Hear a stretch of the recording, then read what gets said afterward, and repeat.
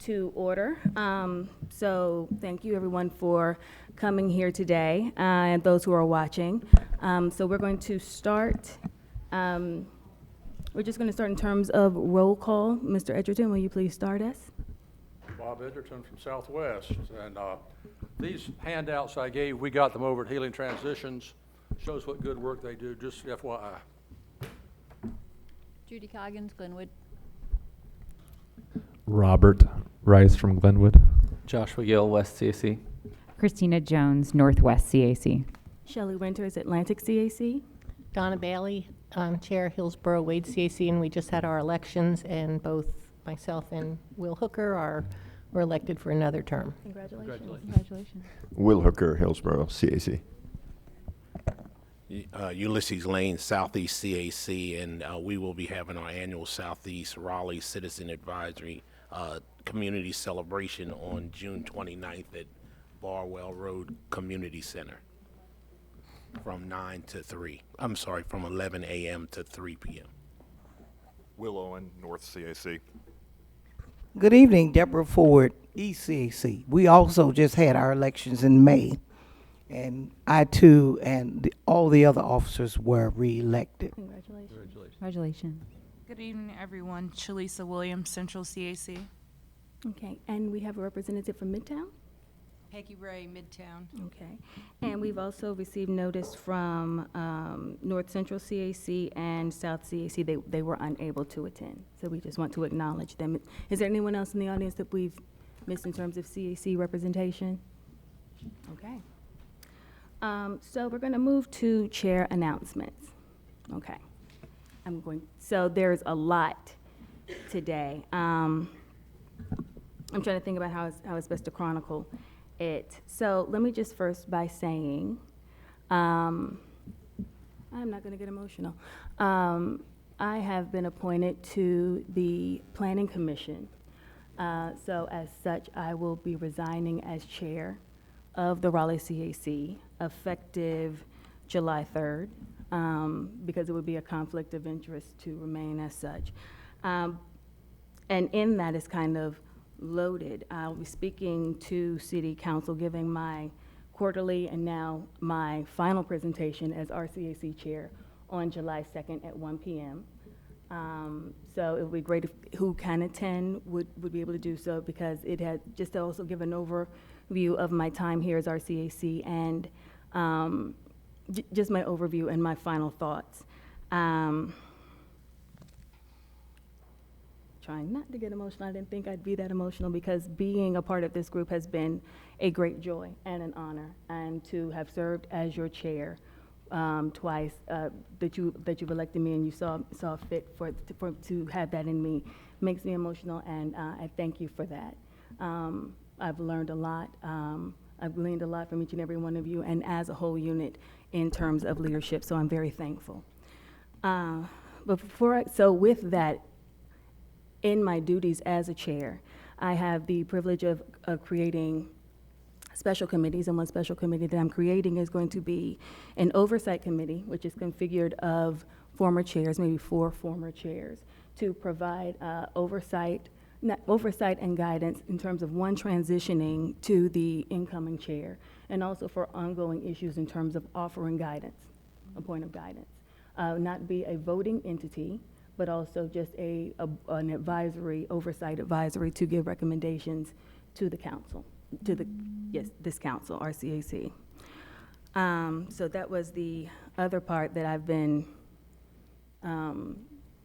it's been weighing heavily on me, to wanting to be able to share with you all, and I wanted to come and say this in person to person and not in letter. Okay, so with that, also, as you all know, there was the presentation from Housing and Neighborhoods, and as well as Communications, that was on July 4th, I believe. No, June 11th. See, right there. You know it's time, right? June. And with that, I sent you all the information and the information that we had with it, and that will also be a part of my discussion with City Council on give me the date. July 2nd. Thank you so much. That's why you're second vice chair. Appreciate you so much. July 2nd. those were just the main points that I wanted to share with you in terms of my report. And then just going forward, are there any questions? I know this is my minutes, but I've just really kind of dropped a bomb. So I wanted to share. Yes, Will? Question. Relative to succession, we had the bylaws. So do we automatically have a successor? Well, the thing is, so I looked at that because we never had the opportunity to finalize our CAC bylaws, and as it states, that a special election would be held for the vacancy. But also remember that with this, that one, the chair and vice chair are up for re-election, or are up for the election, and you would need about 2 months to serve that committee. So by the time, so I'm actually leaving a window of 1 month. So it's possible to start 1 month sooner, the special process, but it would basically be for the full year anyway. So there won't be that but in the interim for the remainder of July, it would be the first vice chair, Michael O'Sullivan. Yes, Donna, did you have a question as well? That was your question, okay? See, we've been together so long now. I understand. Think alike. Okay. So are there any other questions about my announcement? Yes. I just wanted to say that we're very proud of you, and thank you so much for everything that Yes, you've done Shelley, for our this CAC. is-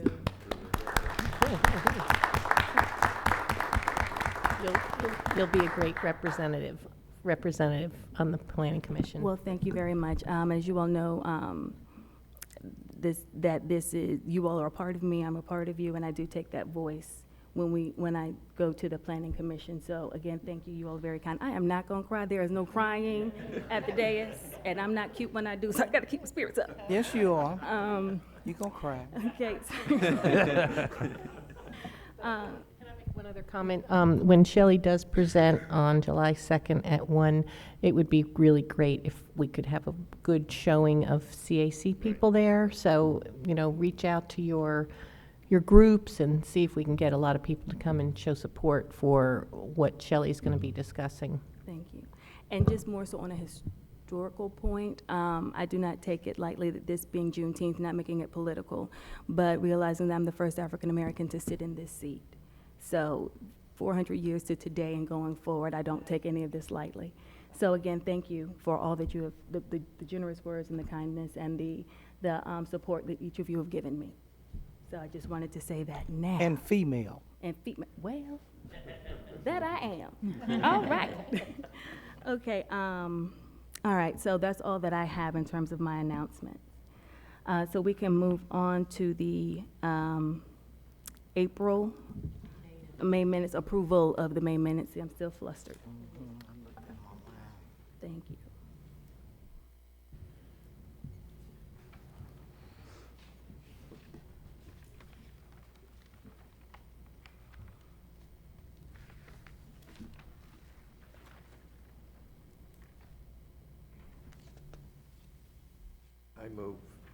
I move we approve. Is there a second? Second. So moved to properly second. All in favor, say aye. Aye. All opposed, say no. Okay, minutes have been approved. I did want to make one final point.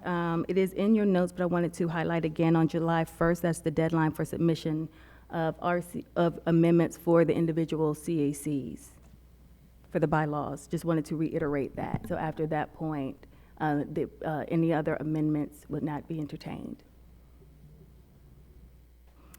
Okay, and so now, next we have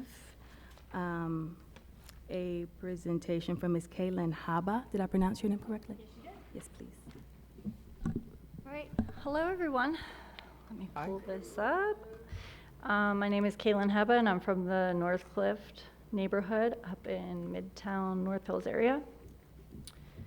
You all probably will remember me. I was here in September. I presented this presentation to you all back then. Excuse me.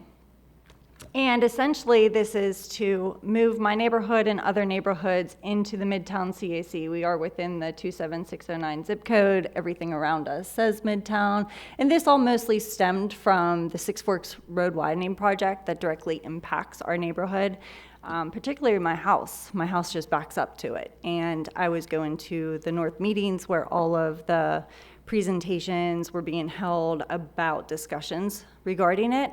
And I quickly learned that I really could, if there was anything to vote on, I really couldn't because I wasn't part of that CAC. So I started this initiative back in January of 2018 with a petition, discussions with Midtown and North CACs. I presented this in front of Midtown, but back in February of 2018, but I didn't get a vote at that time. In September of 2018, I presented in front of the North CAC, and I got a vote 24-1 in favor of the move. Then I was here presenting in front of you all September, a day after. Presented to you all, and what had come out of this meeting was to present in front of the Midtown CAC and get an official vote from them. So I got on their docket for October 22nd, 2018, and everyone voted in favor. Since then, I've just been working hard to get back on your agenda. You've been busy.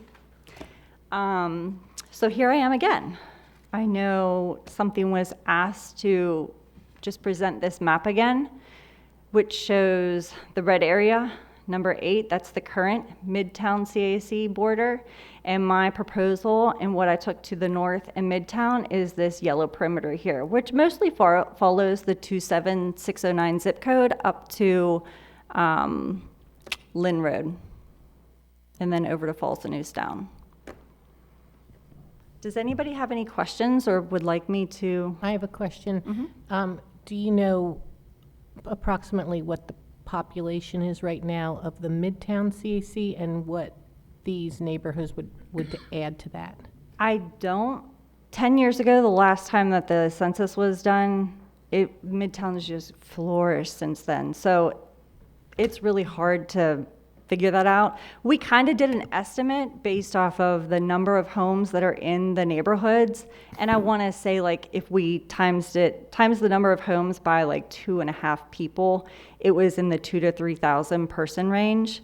But that obviously doesn't account for all of the new apartment complexes and so forth that are already currently in Midtown. We have it that it would add 6,000 to the current numbers, which are undefined because of the explosion in population. There you go. Do we know how this affects the council district lines? I mean, the councilors have to deal with a certain number of CACs already. Are we splintering more, or is it about the same, or is it better? I've never been I think asked this that. is all. I think this is all District A. Are you in District A? I believe so. And that would I think that it's the same district. Yeah, I don't think that we're yeah. changing any district lines or anything like that. I mean, if so, it would be a nice answer because it would be helpful to the Yeah. counselor for that area. Yeah, that area right there doesn't. It doesn't affect that. I believe it's all A. It is in A. Midtown itself is split between two groups, but they are all in the same. Okay.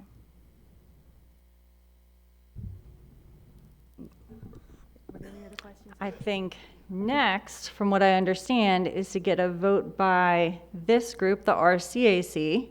Was that the rest of your presentation? I thought you had more boxes to go through. I do. I presented this in September.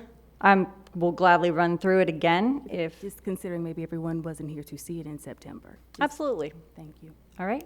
So to reiterate, Six Forks Road is the heart of Midtown, Raleigh's Midtown. This is a direct quote from the Raleigh City website. Here, it just shows my boundary area. I highlighted points of interest like the schools that we share within our CAC. And I just indicated everything that I just went through with you all. Why Six Forks Road is the heart of Raleigh's Midtown. 27609 is the Midtown zip code. People buy within this zip code to live, work, and play in this part of town, and we want to be able to vote on future changes that directly impact our neighborhoods. Our neighborhood-based schools, Green Road, Carroll Middle, are in the Midtown CAC, and we all feel like we deserve to have voting rights to the zoning and future developments next to and around our schools. The biggest one for me personally, the Six Forks Road Corridor Study. I believe it's now in its design and engineering phase, and the discussions are about to kick back up. I got an email about it within the past month, and we really want to be able to have a voice at the table whenever discussions are in the Midtown CAC. This directly impacts our homes. A part of our neighborhood, the homes back up to it, and then the neighborhoods on the opposite side, same thing. The traffic this is going to bring, just the design, the implementation, how much of the roadway is going to impact our property lines. We all just want to be able to have a seat at that table whenever the discussions are happening. To reiterate, Sanderson High School is in our neighborhood, and it's also a base high school for Midtown residents in general. So that's another area that's not in Midtown, but residents of Midtown's kids go there, and they can't even vote on whatever happens in that surrounding area. So I just didn't feel like it was right. It just all felt wrong whenever I found all this out. Oh, sorry. The North Hills Drive corridor study, right? The area is growing so much. Eventually, that road will probably get widened. And our community, even more of our community, is on both sides of that road. And, you know, if there is ever a study there, we would like to be involved in that cohesively. And this is actually old numbers. I have close to 300 people that have signed the petition by this point. But I did have like 160 signatures in the first 3 days. And that was just organically. I didn't even post it on Facebook. That was just merely sharing on Nextdoor Northcliff. I think we would need to acknowledge that following the 2020 census, that the council districts will be realigned at that time. And following the council districts being realigned, there would be adjustments to the CAC districts at the same time, or following that. So there could be some minor changes later on. Okay. Understood. Yes. I was just going to say that through all of the growth and the change in the Six Forks area, we have had members of their CAC coming to our group because we were giving them information and things that they needed to know. And they have been an integral part of what we've been discussing and information gathering. For a long time, back whenever that part of town was just the North CAC and it split, our neighborhood was supposed to be in the Midtown CAC. And we were told, from what I was told by the people who were representing Northcliff neighborhood at that time, they said that they knew that they were being told the whole time we would be included in Midtown. And then whenever the map came out, we found out we weren't. And, you know, 20 years ago, there wasn't social media and there wasn't an organic way that you could really build petitions and get neighborhood buy-in and support and so forth. So, you know, it's been nice to see how we've been able to progress this. But you're right, like for a long time, people from our neighborhood and our community come to the Midtown CAC meetings directly for that, right? We hear stuff in that CAC that impact our area. I've been to a couple of the North meetings, and none of that, I never even drive in the areas that they discuss. So, Can I make a motion that we move forward and approve this merger of these neighborhoods into the Midtown CAC? Just 1 second. I did want to hear from North. The discussion about Northcliff has been ongoing for the 10 years that I've been doing this, and has been brought to the table many times. Of course, jokingly, I describe it as a power grab by the Midtown, but it's I mean, it's like 8% of our numbers. It makes perfect sense. We're very largely sprawled, and most of our zoning cases have to do with the edges, you know, and so I've always supported it. I don't think that there's any dissension. Okay, so there's support from North and support from Midtown. Okay, well, I will now entertain a motion. I made I'm the sorry, motion. one more question. I'm sorry. Will a copy of this justification come so we have with our minutes? As a member of the boundary committee, we're looking at criteria Yes. to do this, and this is a good example of some of the criteria that we're looking at. So I would hope that if we got a copy of this, that would go with our minutes with our vote. Yeah, We will do I'm so, happy to yes. share. Okay. Mhm. Okay, any other questions? Okay, I will now entertain a motion. I did the motion. Okay, Now someone needs But to. we stopped it, so I didn't know if Okay. it went through. Okay. Okay, so all in favor? Aye. Aye. All opposed? Okay, well, we will take the recommendation to Thank City you Council for inclusion. so much. It's been a long road. Thank you.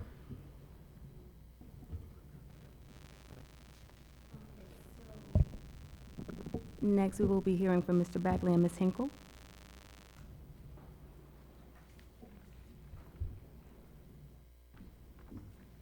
Hello, Ms. Hinkle. It's nice to put a name with a face. We've met. How are you, Shelley? Oh, thank you. Good to see you. Is this me, Dan? And congratulations to you. Oh, thank you. Look forward to working with you in your new role. Dan, I need assistance. What do I do with this guy?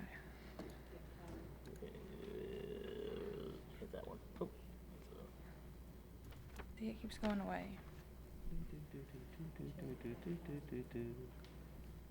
Thank you. You got it. Okay. Hi, everybody. My name is Megan Hinkle. I work in the city manager's office, specifically in the city council office.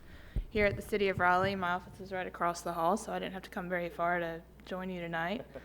I want to talk to you about an ongoing series that the city has called Connect Raleigh. It is a lecture series, and this series is called for in the city strategic plan as an initiative for us to have community conversations on important topics. So we have had 3 events so far, and this is our 4th. The topic that we are looking at for this event is a very serious one, and that's the issue of gentrification. This event that we have planned, we're really excited about it. We've done it very intentionally. We've brought in a great guest speaker, and we've lined up a great panel of important voices on this topic, 4 that are here based in Raleigh and 1 coming to us from Charlotte, and I'll get into who those individuals are on the next slide. This event is certainly very important to the city. We feel like it's important to all neighborhoods, and we would love for you all to come if you can. It's a week from tomorrow at the Duke Energy Center for the Performing Arts in the Fletcher Theater, which if you go inside, it's the theater to the left side. It seats about 600 people. My goals for these events is always to fill every seat, and I would love to see as many of you there if you can make it. We will have free parking. I know it's downtown, and that's a bit of a challenge for some folks, but we will have free parking in the Cabarrus deck, if you can find your way there. The doors open at 6 o'clock, and we're going to have a light reception before and after. We're asking everybody to come early because we want questions from the audience to be received before you go in and sit down. So we're going to have an opportunity for people to write down their questions so that any concerns that folks have or ideas that folks have for the panel to discuss, we can get those from you as you walk in the door. So these are the details. This slide has a little bit more about our guest speaker, Kristen Jeffers. Ms. Jeffers is a North Carolina native. She's coming back to North Carolina from where she lives in Baltimore now. She's an NC State grad, UNCG grad, and what she does now is really focus on the intersection of issues related to urban planning, urban issues, and the issues related to race and how these things intersect. So she's spoken on the issue of gentrification before, and it's a topic she spent a lot of time studying and writing about. So I'm excited to have her come to Raleigh and speak on this important topic. Then she will also moderate a panel discussion. The next slide has information about our panelists. It's amazing what people will do if you just ask, right? So we have an all-star lineup of panelists.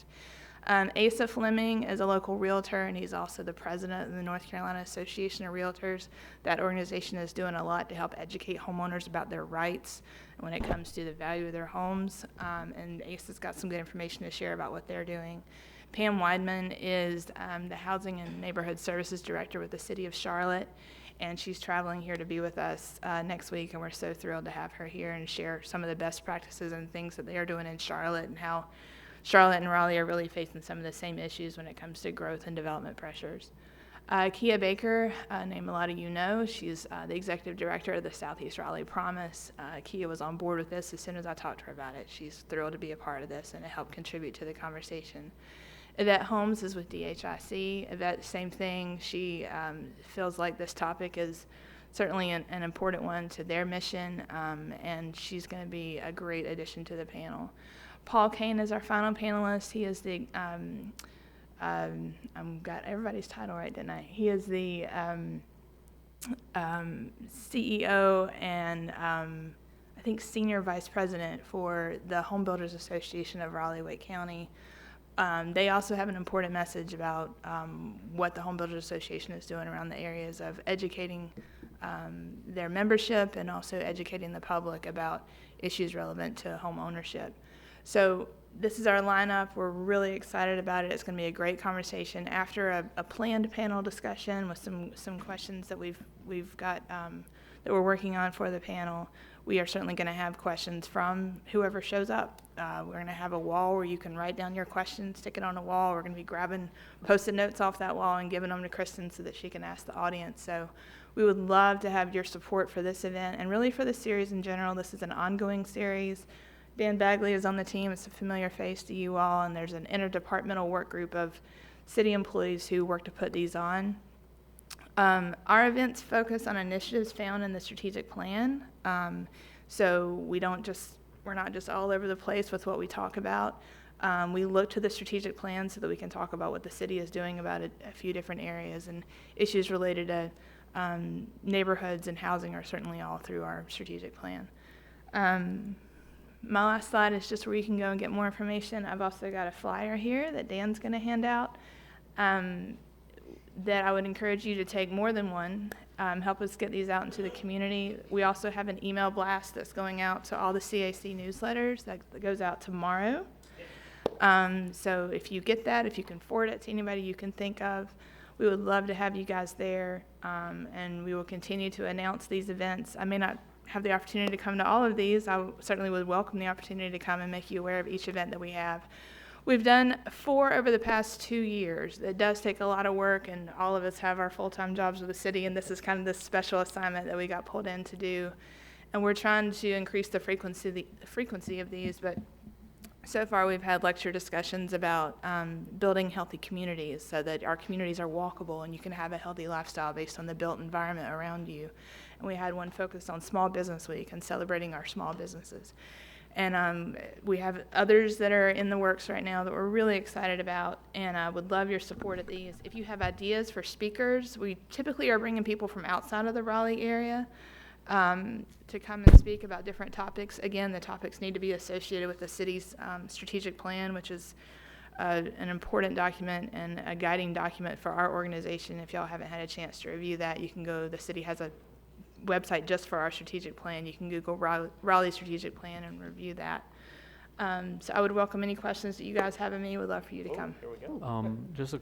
Would you mind, like, next time giving us a little bit more headway More heads up? so that we could get it into our, like, announcements at our meeting? Yeah, I would have loved to have done that. I'm sorry. Some of these details were coming together kind of at the last minute, and really at the last minute to even get on your agenda tonight. So one of the reasons why I wanted to come is that I didn't have the opportunity to do that. I apologize. We are sometimes event planning, as I think all of y'all know, is difficult, and we will try to give you more lead time next time. I'm sorry about that. Thank you. Since this is being televised and in an effort to recruit citizens to attend, is it possible for you to, within 5 to 8 sentences, compress what the issue is about relative to gentrification? We all have our ideas, but Sure. We could hear something, what we're going to talk about. Sure. Well, I won't be on the stage, but I'll tell you what I think we're gonna get to hear is, gentrification is an issue that is facing cities everywhere, but particularly in cities with high growth like Raleigh, where you're seeing neighborhoods affected by this phenomenon of the value of your home versus the value of your land, and this issue of some people are being affected by it in in a lot of adverse ways. One of those is people not knowing the full value of their home and not knowing their rights when it comes to selling their home. That's an important message that I think will come up at this event. Another one is, what is the city doing about neighborhood stabilization? What are other cities doing? What are our nonprofit partners doing in this area? Let's celebrate that. What can we do to help ensure neighborhoods have the support that they need for the vision that they have for their communities? Again, making sure that property owners have good information and are well informed. I don't know how many of you have gotten the flyers in your homes where there's an offer for your house, and who do you call to make sure that you have good information about that and know your rights and know the true value of your home before you do a quick sale. And then just the city and again our nonprofit partners of what we're doing in the issues of housing and neighborhood stabilization. So it's an important conversation. It's an important conversation. I will tell you, when we were asked to deliver an event on this topic, we took it very seriously, very sensitively. This is not an event. You're going to come to this event and we're all going to have all the answers on how to solve the issue of gentrification. Mm-hmm. There is no silver bullet to that. But it is a complicated topic. It's important for people to come together and hear each other on it.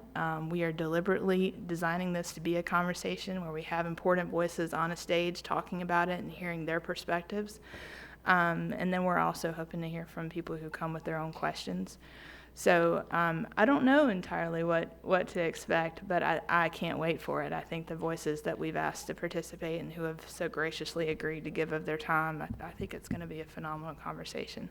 I think we'll all learn a little. I think we'll all learn from each other's perspectives and then also from people who are working in these fields of housing and neighborhoods every single day. So, my sense is that it is potentially a very controversial issue in that in some neighborhoods, developers and people with money are coming in, buying up houses, tearing them down, putting up McMansions, and changing the whole context of the neighborhood. And that's an issue, that's what I see as an issue relative to gentrification.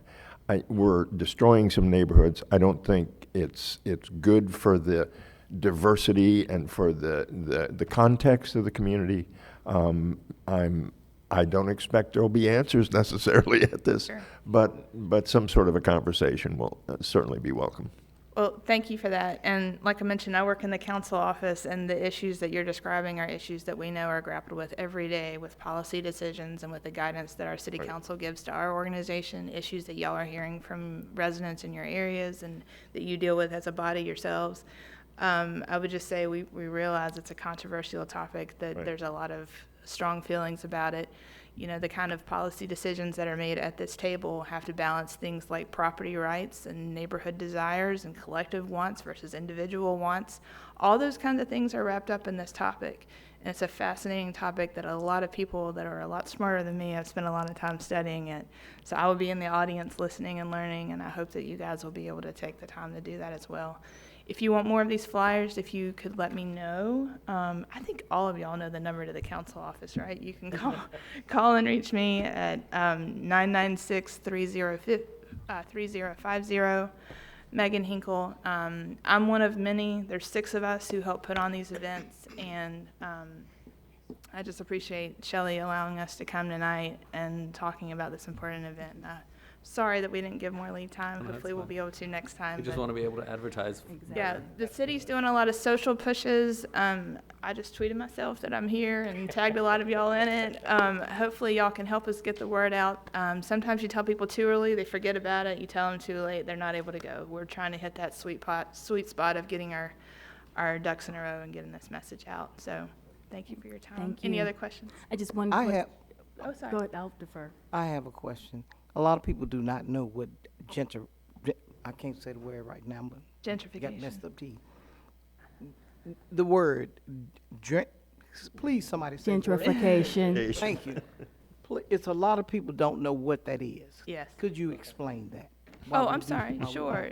The issue of neighborhoods that have historically rarely represented a particular fabric, whether it's a particular socioeconomic demographic or a particular racial demographic, And then suddenly, due to development pressures or changes in the economy, you're starting to see an influx of new homes or new residents where it comes and really disrupts that social fabric. It could mean a lot of different things in my mind between those two areas, but it's something that certainly has happened in Raleigh and happening in other cities that are seeing the growth and development pressure that we're seeing here. And you know, the issue of you want new residents to come in, you want neighborhoods to be welcoming, you want people to be able to move to where they want to live, but there's also that balance of how do you make sure that neighborhoods feel that connected fabric that makes neighborhoods and makes them what they are. And residents can live where they've always lived. Yes, Right. and so people who are being displaced, you've got folks who feel like they have no choice, but sometimes that comes down to what I was talking about earlier about, do you know your rights as if you are a property owner, do you know those rights? If you're a renter, do you know your tenant rights? So many of these issues, like we say, they're complex and there's a lot to them. Again, this event will certainly not be something that we're all going to walk out and have a clear, this is what needs to be the next step. If I could plan that event, I'd have one every week. But we're going to hear a lot at that event. Now, Kristen Jeffers, our guest speaker, is really going to set up the topic a little bit more eloquently than I just did and talk about, you know, what kind of level set when we talk about gentrification. What do we mean? What are we seeing across the country? What are we seeing here in Raleigh? I'm sure many of you saw the New York Times article that focused on Raleigh, and that's been a little bit of a motivation for us to have this. I have to ask a question so I will be better informed. Is this a subject where locations that have homestead exemptions are better versed in people keeping their homes? In military, I travel a lot. In some locations, homeowners do have homestead exemptions, and it helps them deal with the increased taxes and the ability to keep their homes. We don't have that here. Would gentrification be a contributor to that? I will say one of the reasons why we really like the idea of Kristen Jeffers being our speaker is that she is focused on North Carolina really her entire career. She left North Carolina to establish herself in Baltimore, and it's a place where she travels from there and speaks about the topic from there. But she's really going to get into what makes North Carolina unique and some of the complexities there, and like you mentioned, the homestead exemption. I've talked to her about that specific issue, and I believe she's going to address that in her remarks. So. Thank you. Thank you. Did you have? Do you have one more comment? Okay. Well, thank you so much for your time. Thank you. And for coming and holding this important conversation. Thank you. We'll be looking forward. I'm sure many of us will be in attendance and spreading the word. Thank you so much. Thank you so much. Thank you. And Thank you. Again, congratulations. Thank you. I appreciate Excited that. Thank for you. you. Thank you. While we're waiting for our next presentation, Ms. Vigu, I do want to also reiterate to Ms. Haba, I'm not sure if you were, Ms. Haba? I'm not sure. Hello, Ms. Haba. Just wanted to make sure that you were clear that we're going to make a recommendation to City Council for the changes you've requested, that it's not automatic with us. It is, we have to take it for clearance from City Council. Okay. Okay, I just wanted to be clear on that. So is there an additional action for me? No, at this point, I just wanted you to know that there was one further. I'm not sure if you heard me say that. I heard that in the past. Okay, no, it was just more sort of point of clarification for you, because I'm going to go on, but I just wanted to make sure you knew that. I wasn't sure if you heard me say approve for recommendation to City Council, and then they vote, and then it goes from there. Then it's official with them. Do I just need to keep up to, or check my email for when it's going to be on the City Council agenda?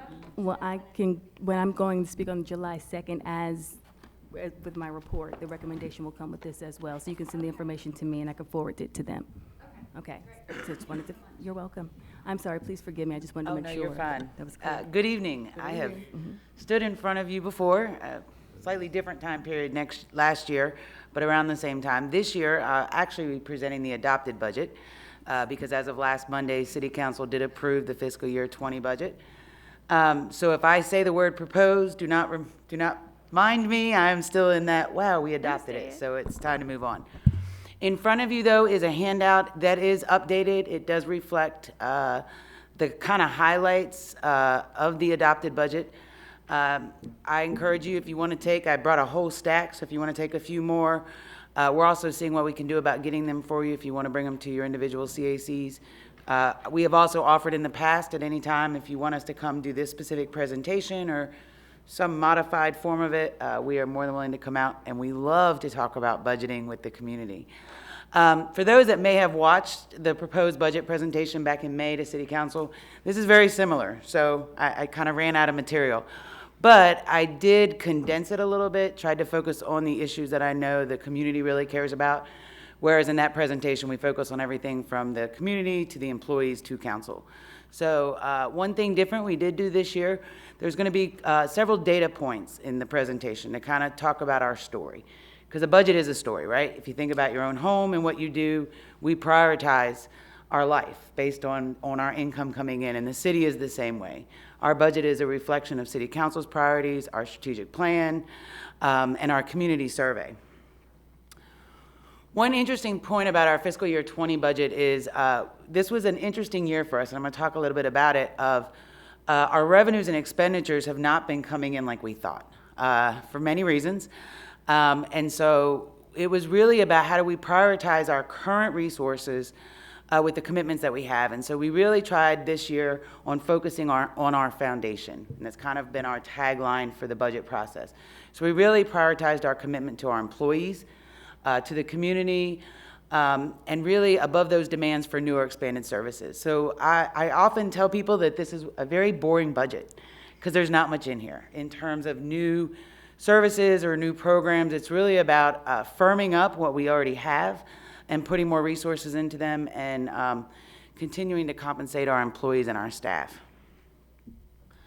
So for those that I hope most of you know, that every 2 years, the City of Raleigh conducts a community survey. It is statistically sound. It's done by an outside party. The results are actually on the city's website if you're interested. This is housed in my department as well. And so we work with it every year. So I want to begin with at least some economic indicators or some signs about how our community is changing. And so the first is that over the last 10 years that we've seen about a 19% change in our population growth, and that's about 75,000 new residents. And so that's a high demand and change in our population. Our tax values in terms of where our home values are have increased 24%. It's about $12 billion, and that's a huge growth over a 10-year period. Our density has increased by 14%. And so one of our challenges or opportunities, I like to call it, in Raleigh is how do we manage this growth and continue to support it through our budget. We've also seen a demand on services increase. Over the last 10 years for our 911 center in terms of dispatches, they've seen a 12% increase. So that's basically equal to an additional call every 10 minutes of every day. In terms of our building permits, we've seen a 186% increase, which is about 9 additional permits every day. And in terms of recycling, and some of this is due to education, but some of it is also due to the growth, there's been a 39% increase, and so that's about 281,376 plastic bottles. And so in terms of service delivery, this is what we're managing over the last 10 years.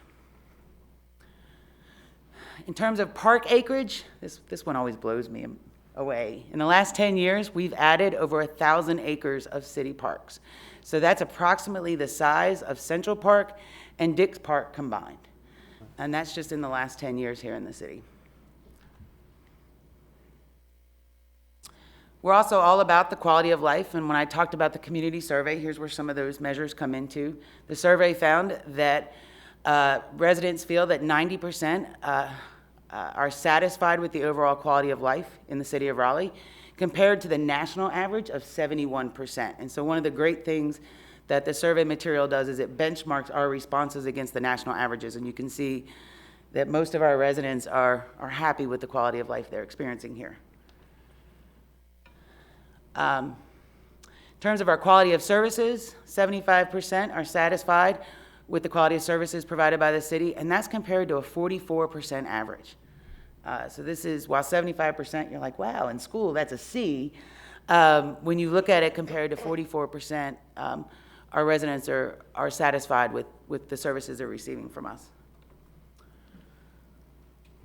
And I think this is my last one, is that 56% of respondents found the overall value for their city tax dollars and fees and were satisfied. So in terms of what they're paying into the system through their property taxes, they're satisfied with what they're receiving. And so you can see versus the national average of 32%. So a little bit about this budget process. I'll be somewhat quick. We updated council back in February. So this is a year-long process for us. So while I just adopted a budget last week, we're actually getting ready to start the next one. And so back in December, we do our initial projections, our estimates. We begin the process with the city. And in February, we shared with City Council, you may have heard this or may not have, that we were actually looking at an $8 to $10 million budget gap in what we call our general fund. So the general fund are those things, most of you have heard me say this, that we do every day. So police, fire, our transportation systems, and this is supported primarily through your tax dollars, so through the property taxes. So a lot of what you'll hear me talk about today is in reference to the general fund. So back in February, we were looking at an $8 to $10 million budget gap, and that was from a host of reasons. Things like revenue projections not coming in, some of our expenditures were outpacing our revenues in terms of growth percentages, and so we really had to understand what that looked like. So we spent several months working with departments, looking at what their needs were, and that gets into there's not much added to this budget. It was really about taking any additional revenue sources that we had, putting them towards council's priorities and the community needs, and then really focusing on continuing our employee compensation programs and those things. So when we presented a budget in May and the budget that is balanced now, we balanced that $8 to $10 million gap that we had some minor increases, so some improvements in our revenues. We saw some mild improvements in healthcare costs. For any of you that own a small business or know what that's like, healthcare is one of our biggest drivers in terms of cost to the organization, our employee health insurance. So we did see some improvements in our estimates there. We reduced our general fund transfer to our capital projects, and that was mainly in the area of information technology. And so there's not a major impact on the community. Those were some projects that could be delayed several years, but that was a major way that we filled that gap. And there were minimal additions to the adopted budget, and I've mentioned that. So I mentioned the revenues being an issue, and this chart just highlights that issue. Over the last few years, in terms of our budget, we have not hit our budgeted revenues as a city, and that's kind of concerning. So if you think about it at home and you plan something and you don't hit it, what does that look like? And so that's what has gone on the last few years for a host of reasons. Some of it is there were some changes to sales tax that we didn't anticipate, which is directed by the state, and so that we have not hit our sales tax number in the last 4 years. We're anticipating missing it this year by $2.5 million, and so that's part of our challenge. So a lot of what we're doing is right sizing. We've also seen some slow growth in our Parks, Recreation, and Cultural Resources revenues, and that's not due to demand, but if you think about it, every time we close a facility or we do construction, that's revenue lost, and so we've been missing those revenues as well.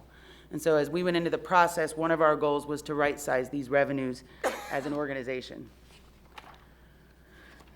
So the budget reflects a 1.9% overall growth in revenues for the general fund. We estimated modest growth in our major revenue sources of property and sales tax. As I mentioned, they are our largest sources of funds for the general fund. Property tax we're estimating to grow only about 2.1%. Sales tax is looking at about a 2.5%. And that's important. That's really the driver of the budget in terms of our revenue a little bit. Last year, I think we estimated over a 5% growth in sales tax. The state alone is estimating a 4.9 or 4.8% growth. So sales tax is one of those areas that we're right-sizing this year. Last year, we right-sized utility franchise, if you remember. We reduced that by about $1 million. We are now finding that, I don't know if it's been the cold winters or the warm summers, but things are improving there. And so we are estimating a 7.7% increase over last year. And then we also are seeing, we have right-sized some of our miscellaneous revenues in the general fund that I mentioned before that haven't been hitting their targets. Really quick, this chart, we show this every year, highlights our three major revenue sources: property tax, sales tax, and franchise. And you can see, especially in sales tax, that slow in growth that you're going to see over the last couple years. In terms of our enterprise funds, and so these are funds that are supported primarily through user fees, like our water resources, our stormwater, our solid waste. And so there are several proposed increases included in the budget. It includes an increase in your monthly sewer administration charge of 75 cents. This year, Water Resources went through a cost of service study, and so this was based on the results of that in terms of getting back to cost recovery. Solid Waste is proposed a $1.50 increase per month, and that's really going to assist in stabilizing their current level of service. And then if you recall, some of the conversation will be next year about recycling, because there's some issues coming up about recycling and what do we do with that, and communities are facing that all over, because it used to be a major revenue generator for communities, and now the cost to recycle is outweighing what it cost us to in terms of what vendors are able to get for that. So that'll be something we look at next year. The budget also includes various downtown parking rate increases, and that's part of a 2-year phased approach to shift prices to a market rate. And those charges are for on-street, off-street, and our monthly parkers. All right. This is an important slide. The budget includes no increase in our stormwater fee, and there is no property tax increase, and it maintains our current tax rate of 43.82 cents. This is the first year in 5 years that we have not had a tax rate increase in the city of Raleigh. I'm very proud of that. All right. So the budget continues the pursuit of investing in our employees as the core foundation of our organization. And so what does that mean? So the budget includes funding to provide annual merit increases for our public safety, open range, and general step employees at 3 or 5%. That's at an estimated cost of about $5.3 million. Broadband employees will be eligible for variable merit increases, and those will range from about 1 to 6% at an estimated cost of $2.5 million. In addition to funding the step advancements and our broadband merit, the city's living wage, and this is adopted by City Council, and the living wage applies to all permanent full-time employees. And for fiscal year 20, the living wage is increasing from $30,340 to $32,090. The budget also includes additional compensation adjustments, including implementing the new public safety open range structure and the results of a 1/3 market review that we completed this year. I didn't really include much else in terms of employee additions. I did want to highlight this one. This looks at our city's health insurance contribution over time. As you can see, the bar gets quite larger. This includes both of our active employees and our retirees. We anticipate health insurance to grow by 6.9% next year. We did propose some changes to employees' cost, their share, but those are minimal. We are continuing to monitor and evaluate our healthcare coverage and what that looks like and work with employees on that. But it is our most expensive cost that the city incurs in terms of expense. Let me flip. So with limited new resources available for the fiscal year, this budget focuses on strengthening our foundations and funding our prior commitments and programming while continuing to respond to our demand on services. So here's some data for you. I think I mentioned that. The new park acres, 1,078. We've also added 1.6 million square feet of new city facilities over the last 10 years. And staff has completed nearly 1 million building inspections over the last 10 years. So the demand on service has grown immensely. To respond to this growth, the budget includes 23 new positions across all funds. And so you'll see I broke them out by funds, so it's not just in the general fund. In the general fund, there's 4 new positions are being added, including in engineering services to support our city-owned facility growth, and a maintenance technician is being added in Parks, Recreation, and Cultural Resources in response to the city's park growth, including Moore Square and Dix Park. Also in our general fund, a new position is included in city planning to add capacity and additional oversight for ensuring plan review, accuracy, and consistent interpretation of the development code. An additional position is being added in housing and neighborhoods to support the Human Relations Commission and community relations. And the budget also includes 6 new positions funded through the 2014 Parks Bond and the 2017 Transportation Bond to continue those project implementations. And then to respond to a growing and vibrant city and enhance customer service, a plan reviewer for current planning and an assistant chief for multi-trade inspections are being added to development services. And those positions are funded through our development fees. 4 positions are being proposed in public utilities to assist with asset management and customer service. And then based on our new director in our Convention and Performing Arts Center, the budget proposes 7 new positions be added there. And if you recall, that is another enterprise fund as well. The budget continues our investment in public safety, replacing outdated water and trench rescue equipment in the fire department, continuing our fire apparatus replacement plan. We've also included funding to continue the police vehicle upfit and to facilitate the opening of the police department's new Southeast District Station. Megan teed this up perfectly. If you recall that we have a strategic plan, and with that we have strategic plan initiative teams like you just saw. There are 67 of those teams across the city that work together to support the citywide objectives associated with the key focus areas. We have included one-time funding, so this is an ongoing funding, but it's one time to support several initiatives. And the first you can see is in our safe, vibrant, and healthy community. We will be purchasing special event barricades. If you've ever been downtown for a special event, we have historically used solid waste trash trucks to block streets. There's some issues with that. And so this actually, we've worked with, it was an interdepartmental collaboration with budget, the police department, our special events, to really look at what is out there that can withstand people plowing. I mean, so these aren't like cones. These are true special event barricades. And so they'll be replacing, hopefully, those trash trucks downtown. The Connect Raleigh lecture series that was mentioned that Megan talked about, we continue supporting that this year. And then in arts and cultural resources, there are funding for a program for active aging, which promotes healthy and active aging in place. This will create a pilot creative arts program that provides opportunities for our active adults. I'm almost out of time, I know. I'm going. All right. So the last part I want to talk about is our fiscal year 2024 capital improvement program. And so this is part of our budget as well. We do a 5-year CIP in terms of capital needs. And so our last piece to the budget talks about our investment here.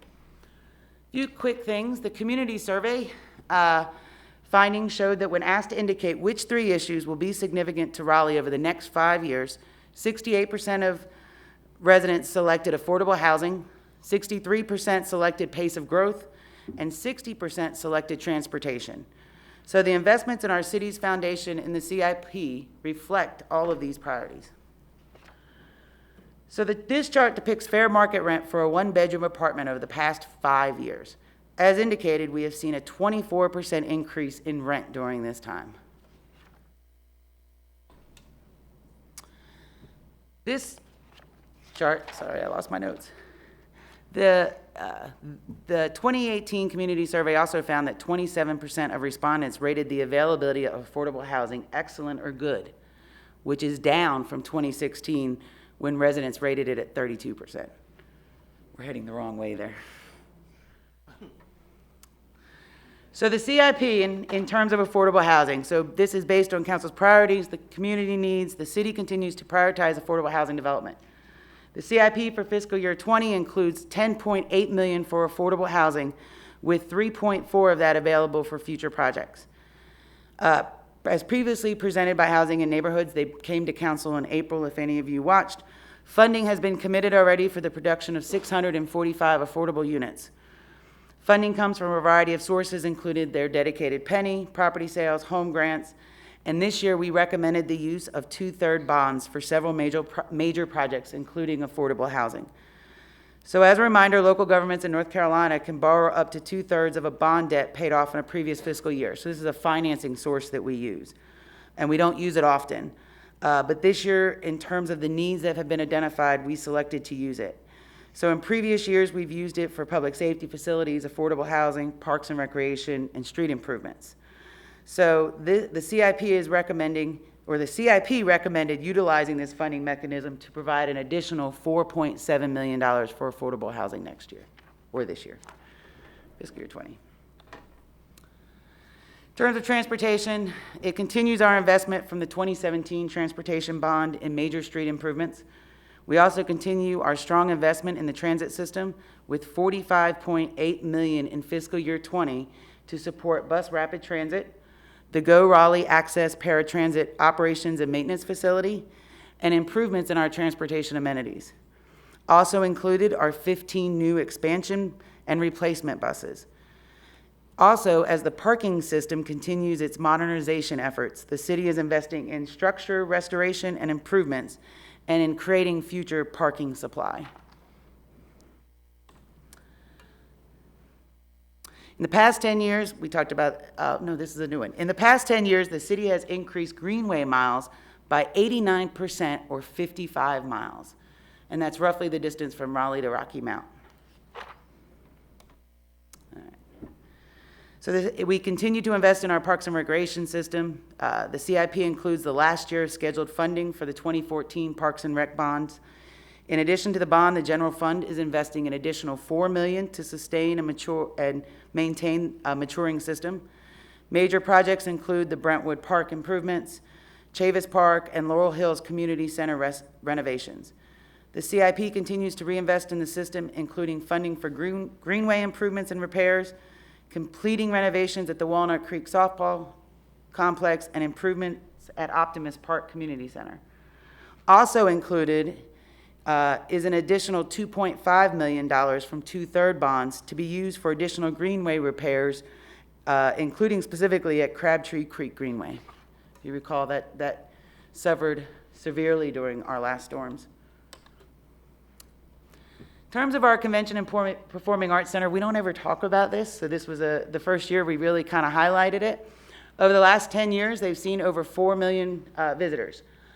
They've had about a $469 million direct economic impact, and they've seen a 29% increase in attendance. So what's going on out there? The CIP includes projects to continue to support the growing needs of the Convention and Performing Arts Center. It's got about $4.5 million in projects for facility maintenance, a Fletcher roof replacement, and various security enhancements. Some other improvements in terms of our public facilities, it includes $15.6 million in funding for the replacement of Fire Station 1. The CIP also programs the remaining funds over the next 3 years for our civic campus project to accommodate staff growth and consolidate facilities in our downtown. We also have program funding for our economic development projects, including our Building Upfit grant program. And the CIP does continue funding for the city's major technology infrastructure and business system improvements. And you can see it's things like our cybersecurity and a grants management solution program. And I can take questions. That was a lot. Yes, ma'am. I always say, when they talk about affordable housing, I always say affordable to who? But one of the questions that I was thinking about, all these people that want to come in the city and build these skyscrapers and all that, do these people, developers, do they give to the city funds? They pay through a host of ways, through their permitting and processing and those types of things, yes. That's the only thing. There's many other fees. There's a whole list of fees associated with it. And then you got to remember they're paying property tax on whatever it is they build. Okay. So they do pay. I mean, okay. They pay just, yeah. Okay. All right. Thank you. Is there money is the city council, is the municipal building going to be rebuilt? Is that a project? That was it has been approved by council over the last couple of months.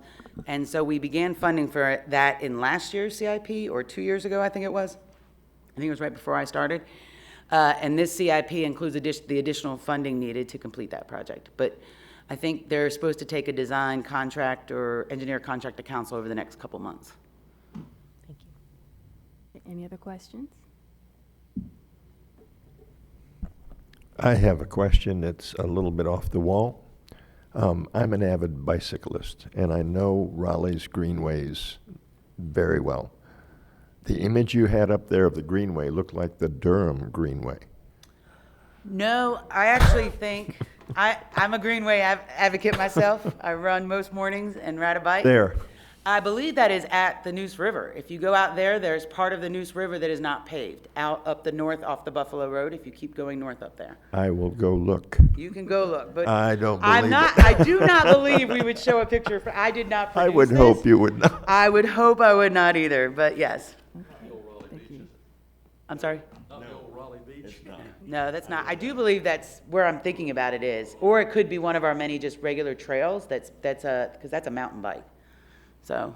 I ride a mountain bike. I don't. So that's why I know where the unpaved part of that trail is. Well, thank you so much for coming to give the presentation of this adopted Yes. budget. Thank you so much for your time. Thank y'all very much. Thank you. I have one other question. I attended the police meeting last week, and it was an issue for me, relative to the numbers they have. And it seems to me, and we can look at every department in the city and say, okay, we need to increase the budget here. How do we put our 2 cents in when the budget is being proposed? This is already for 2020. So there is a host of ways, and actually the timing this year is what hurt us. There was an Right. extra Wednesday in the month of May, because last year I actually presented to y'all right the day after I think I presented to City Council, which would have given you the opportunity to come to our public hearing. There's multiple ways along the way to get to a budget. I didn't, but staff and I also went to several of your CACs in the month of February and March, because we do a resident survey that we also present to council in April, and we use that information. We held a public hearing after we present the budget, which is done the first meeting in June, so that was done as well. So there's several opportunities along the way.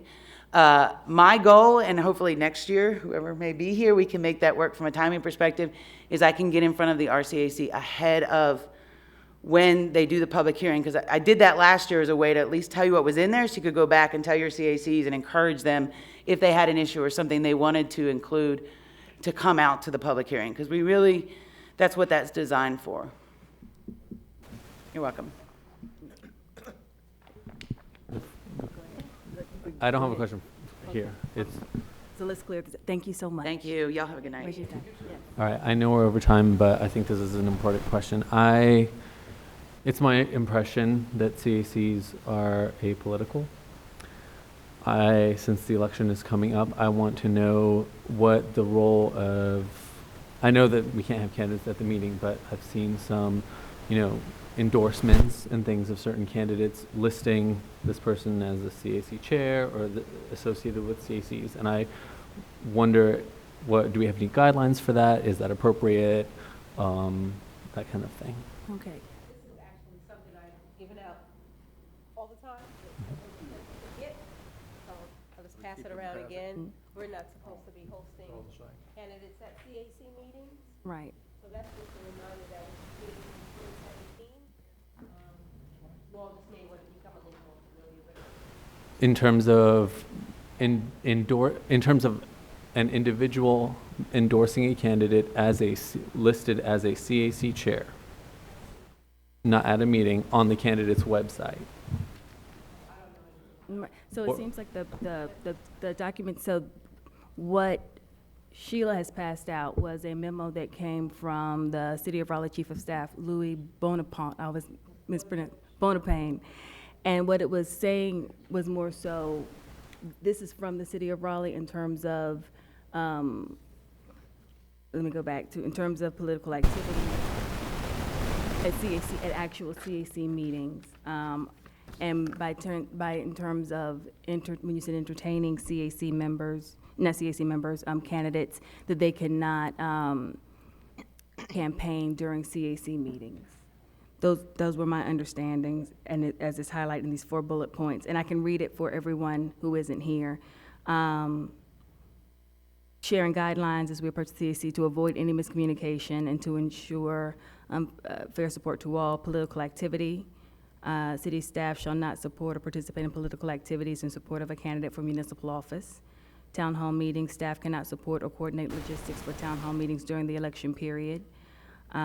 Community events in conducting community events at City of Raleigh facilities during the election period, including political or election rallies, the cost of facility rental, and any other cost associated with use of of specific facilities shall be paid for using non-city funds. And CAC meetings during the June 6, 2017 City Council meeting, Mayor McFarland pointed out the city is going into campaign season, and she wanted to make sure everyone was aware that the city council candidates are not allowed to campaign at CAC meetings. So in terms of the first point, where it says, city staff shall not support or participate in political activities in support of candidates for municipal office, are we considered city staff? No. No? No. Okay, so I can go out and endorse a candidate saying, Josh, West CAC chairperson, endorses this candidate. Yes. All right. Yeah, I think just to be on the safe side, make sure that it's always clear that it's you as an individual that has the title and not you representing the CAC, which could cause all kinds of problems. Okay. So don't say CAC chair. That would be a conflict, according to what these are saying. If you go out and you want to endorse somebody, just say, I'm so-and-so, so-and-so, my name is so-and-so, I would like to endorse this person. That's the Okay. safest, But not, yeah. you shouldn't. Because I don't currently there are That's not in this state. there are chairs that are endorsing and supporting with their name associated with their CAC. So I don't know if we should, are we saying stop doing that, or? That's, These do not say that. yes, that does not say that. And And again, let's just point out really quick, really fast, that this is from the city chief of staff from the city. So it's not like something we were making up. These are the guidelines that they have set. So then in terms of- what Deborah's saying is null and That was an void. opinion as to how she chooses to enforce hers. Okay. Her, in Okay. terms of Because I that. had someone who was running for office come to my meeting in May, but they had sent me an email. Email, I explained to them that they were welcome to the meeting, they were welcome to go on the website, to even look at other CAC, not to do any type of solicit in the meeting. Yeah, my point is not about in the meeting. It's about in private life. Private life, yeah. So then the question I would have then is, do we just A, leave it as is, B, leave it to the individual CACs to implement their own policies, or C, do we as a RCAC governing body need to come up with a policy for the CACs on officers endorsing or not endorsing? That I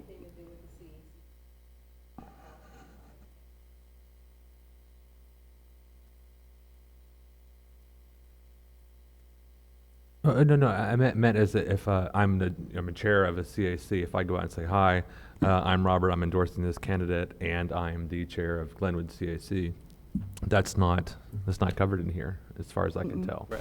that's So- just your position. Right, but it can be an implied endorsement if I'm adding that position to my name, but if there's no existing policy and leaving some vague room there, it's fair game now. The question is should we, as the RCAC, talk about putting in a policy, making it clear for other CACs whether or not that's okay for somebody in those positions to do officially in that position? Well, I have a question. Why would you want to put CAC? Why would you even say that? Power, prestige, world domination. Yeah, see, that's what I thought. It's an ego trip thing, Yeah. you know, to me. I think even having, like a candidate might want it as like a more powerful endorsement on their website, saying, oh, look at this CAC chair supports me. So it can come from both ways, both from the candidate and from the CAC chair. There's no clarification on that in particular, and that's why I'm seeking the clarification. understandable. And this, I'm sorry, you want to go ahead, Mr. Ulysses? Yeah, just that I think the problem we're having is how do you clearly say, as an individual, I endorse you, without confusing the CAC? Because it's implied, because you're chair of the CAC, somebody may imply your CAC endorses this person. Right. And so, how do you clearly say as an individual, because I have many titles, so you could use any of them that you want, but as an individual, so that's where I think we're having some trouble, because And I think we agree. I think we agree. I think that this is a great conversation, and again, that this was the guidance document that we've had, and that this, especially with the election coming up, with the question that you had, that it should be pursued more. to get further clarity and specificity so that we're all aware, because it seems as though there's still a gray area even with this. And you know how I feel about gray areas. Okay. Can you let me? The other thing is that if we're supposed to be apolitical, then why are you so concerned about letting somebody know that you endorse somebody as the CAC chair? Because then it kind of sets up a lot of discussion and controversy within your CAC. So you get into those, to me, you get yourself set up for those kind of things when we're trying to.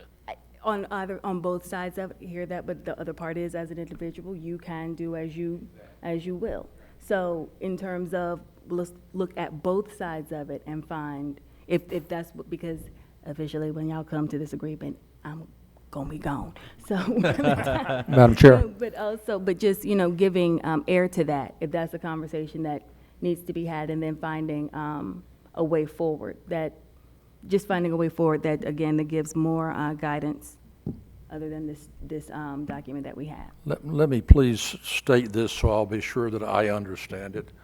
And that as a CAC chair, we have open meetings. We encourage all citizens of the City of Raleigh and ETJ to attend our meetings. Should a political candidate for any office choose to join us, they would be welcome.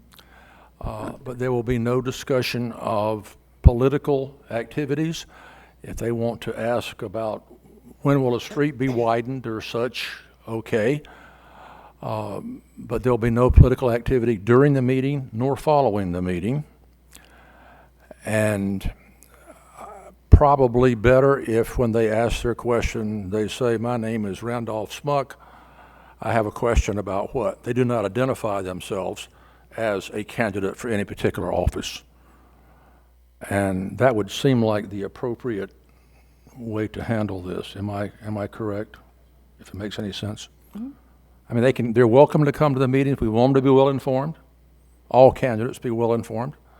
And all residents are automatically members of a CAC. And that's right. And they're all welcome. But the only thing we will do, and I had a minor case some months ago when someone identified themselves asking a question, and it's hard to anticipate a question before it's asked. Once that happens, you've kind of, you cringe. But maybe the candidates themselves are learning or know more about what they should and should not But do. I think it's also with the specificity with this guidance document to say that campaigning is not allowed. Attendance, as you said, is welcome. Yeah, but someone campaigning would is say, if, I'm Randolph Smuck and I'm running at large for the dog catcher, they could just say my name. We don't allow any statement of political position nor activity as part of their involvement in our CAC meeting. Correct. Okay. And if that should happen, we would intervene and we would have our supporting liaison Right. and speak nicely and counsel the individual on our rules. Have them ushered out by the police. Right. Oh, wait. Wait, Ulysses, did you have? Yeah, with one other thing, because he mentioned at the end, and I don't think we have uniformity on that comment, that you're not allowed to do anything after the meeting is over. Because I've had feedback that said, once your meeting is over, if you want to converse with people, that's fine. I'm going by this. Right. In the parking lot. Right. We all just need to be clear that, Exactly. Well, I'm just It's following what it this. is. doing it after they close their meeting and go home, the person stays there. It would probably depend upon location also. If you're meeting Location. a civilian location versus a city facility. So I will make the recommendation that this come up for further discussion, to try to bring some more resolution. The notes have been captured. And then trying to come up with a document in addition to this for us specifically. Okay? All right. Now, if there are no other questions, comments, salutations, greetings, and goodbyes, this meeting for the last time under my administration is adjourned. Sorry to see you go. Can someone take a picture of us? I need a picture from